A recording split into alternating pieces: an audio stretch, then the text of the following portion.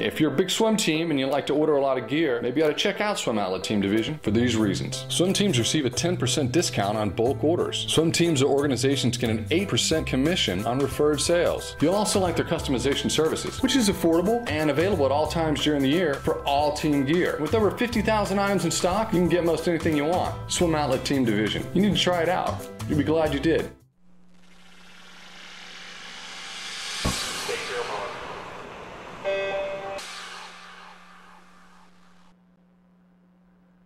Welcome to the Morning Swim Show for this Friday, February 7th, 2014. I'm your host, Jeff Cummings. The University of Florida men's swimming and diving team is getting ready to defend their Southeastern Conference team title in a couple of weeks. And one of those people who will be a big contributor is senior Brad DeBorde. The senior will be looking for conference titles in the sprint freestyles and a few relays to put a nice bow on his college career. And joining me now in the Finis Monitor from Gainesville, Florida, is Brad DeBorde. Brad, it's good to see you. How are you? Hi, I'm great. How are you doing today? I'm doing excellent, thank you. First off, congratulations on Florida getting the #1 spot in the College Swim Coaches Association's poll. You've been #1 also in college swimming's poll throughout the season as well. Do you personally pay much attention to these, or are you kind of, staying in your own little focus bubble there? I mean, I definitely think it's a mixture of both. We all went to dinner after practice a couple days ago when we found out, and it was on social media, so we're like, oh, that's kind of cool. We don't really talk about it. I mean, we know it's, winning dual meets and stuff is really important, but, the end ranking, filing after NCAAs is what's most important to us. So we don't really pay much attention to it. We just make sure that we're doing the work that we can. The #1 ranking was pretty cool to get it again. And we've just had a couple meets against Tennessee and Auburn, and it was good to win those. But I think it was more so a result of the body of work that we put in this year. We raced some tough opponents, so we're happy to come out as #1 going into SECs. Yeah, you guys have had a very impressive dual meet season. Just every meet, just strong performances week in and week out. Obviously you guys Florida has been a great team for the past few years now, but what has been the main focus this year that maybe has been different in the past few years?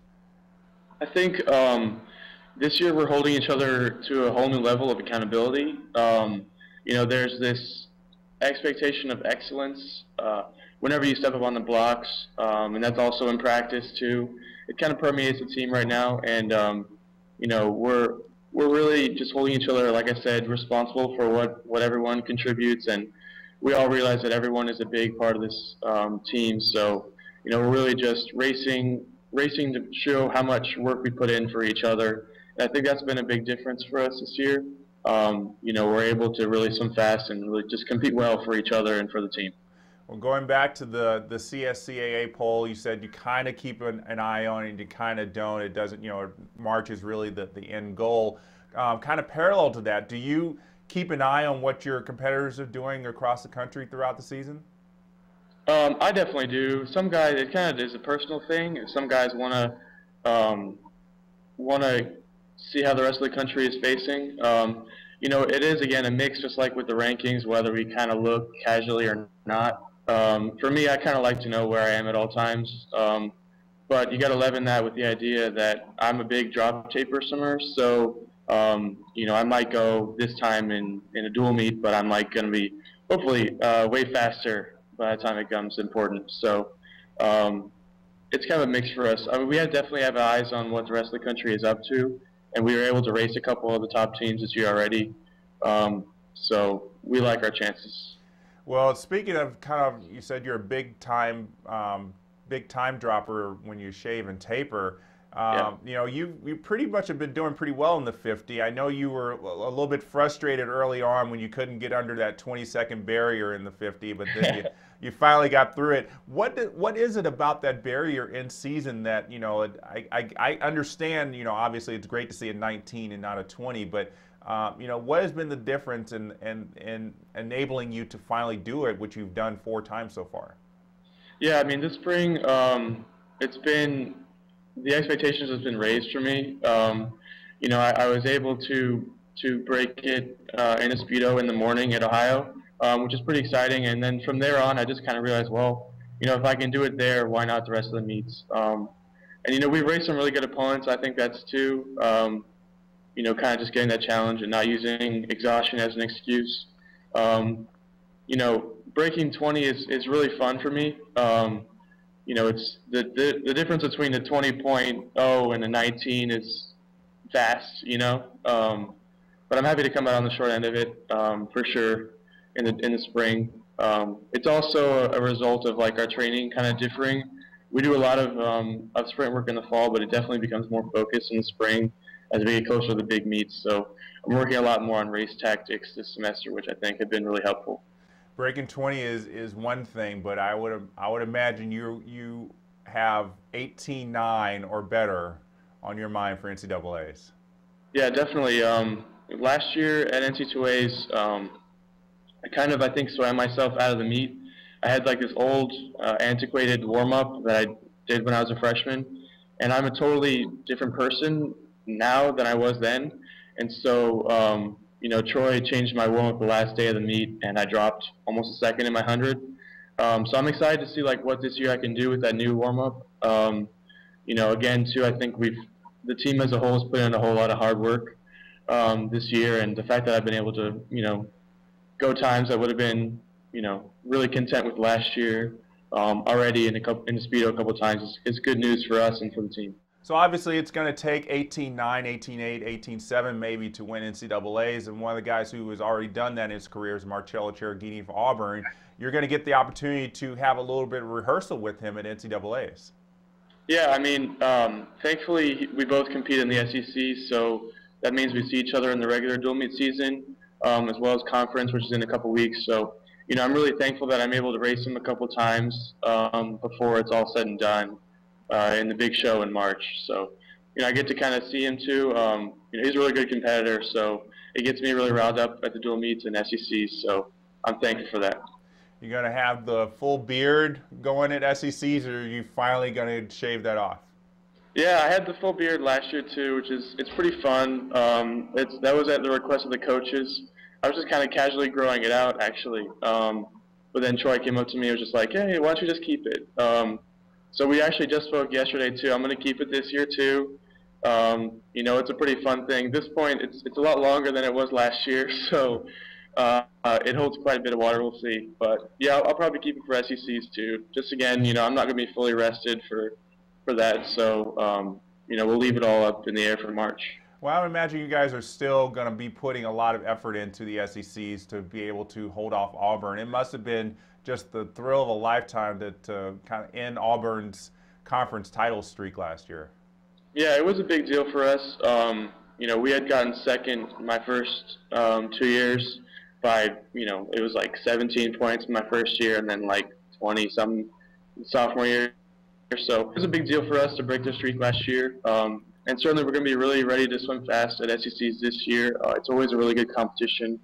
You got to deal with home field advantage and, Auburn coming in with a chip on their shoulder to try to break us again. But, we put in so much work this year so that we're not going to be just a flash in the pan. We want to create our own streak at Florida of SEC titles. So we'll be rested and we'll be ready to go for SECs. And this senior class that you guys have obviously wants to go out on top. Pound for pound, I can't imagine another school that has a better senior class. I mean, you've got Sebastian Russo, Marcin Cieslak, Connor Signorin. I mean, it's just a great group of guys and really powerful, and I'm sure it's going to lead you guys through the rest of the season. And that doesn't even count Elizabeth Beisel on the women's side. I mean, what has it meant for you to be a part of this class? This class, we've also got LeVar, Caitlin, Elise, Alicia, Hilda. I mean, we are a really great group. I'm so proud to call myself a part of that. And we make breaking school records look easy. It's funny, you look on our boards in the pool, and it is a lot of the upperclassmen, and it just is a testament to how much we push ourselves, how much we've changed the culture of this team to just demand excellence, and but also too, we just have such a camaraderie between the teams. We're all super stoked for SECs because it's one of the few meets where we can race with the girls, and you know, we just feed off each other's energy so much. So it means a lot to be counted within that group. Certainly, I think everyone else is more successful than I am, but you know, I'm really happy to be part of that group, and you know, we're extremely close. So even when swimming is said and done, I think, you know, we'll be friends for life. So it means a lot. I've heard some really interesting stories about how people got into swimming, but yours is probably the most interesting I've heard. You got into swimming at first as a way to cool off after soccer practice. You go to soccer practice, you jump in the pool, and a coach saw your potential.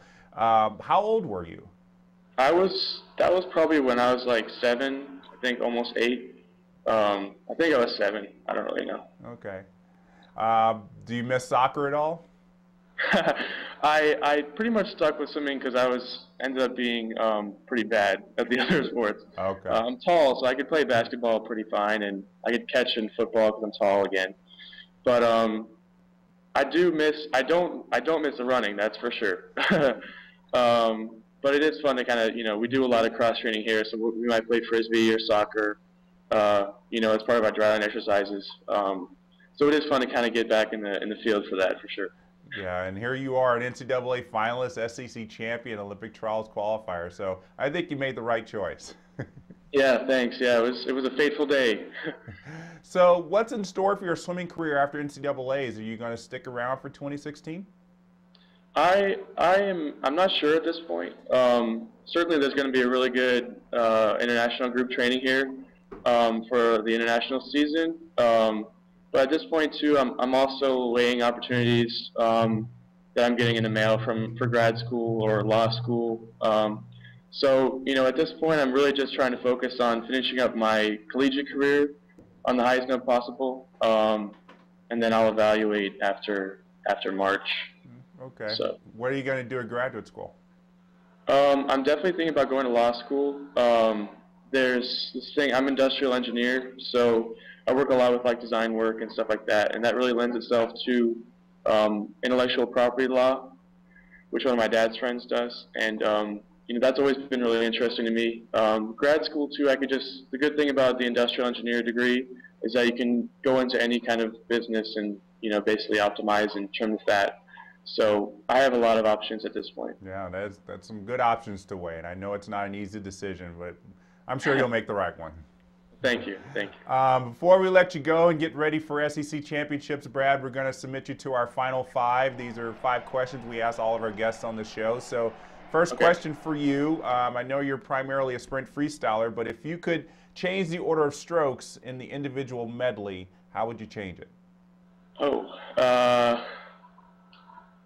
I would put breaststroke first,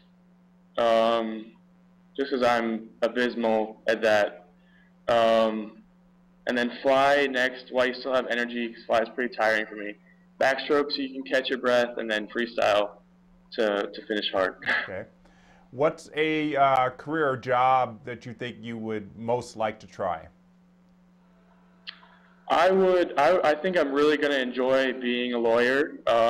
Not the law and order kind, but the IP law. You know, you work with some really interesting inventors and design crews, and that to me seems really, really fun. What's a career or job you know you would not like to try?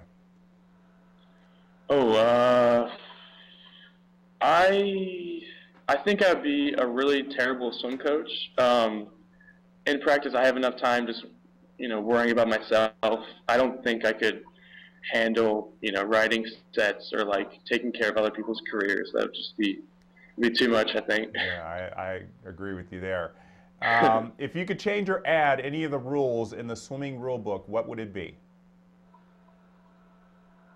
Okay. I would probably change. Okay, 2 things. I'd probably change the relay starts so that like the officials like wouldn't be a part of it. It'd just be based off the reaction pad.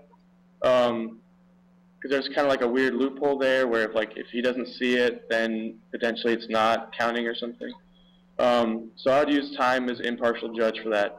And then I think making the fins on the blocks like a standard for like every major competition in the U.S., that'd be pretty cool. Yeah. Then you don't come in like having to worry about, is it going to be there, is it not? So. Okay. And then the last question for you, Brad, where do you like to go for vacation? I'm from Florida, so we go to the beach all the time. But my cousin just got married like a month ago. We were just at this really nice resort place for that. So if I could take all my family to that, that'd be really great. Where was that in Florida? Right, yeah. That was Sea Island, Georgia. It's kind of like to the right of Brunswick, Georgia. It's right on the coast. It's like marshland, beach area. It's really, really pretty. Well, sounds like it. Probably a great place to get married too. Yeah, we enjoyed it. You have to keep that in mind for the future. We'll see. No pressure, Brad. No pressure at all. Well, good luck at SECs, and look forward to also seeing you at NCAAs. Great. Thank you very much for your time today. My pleasure. Thank you. All right, go Gators.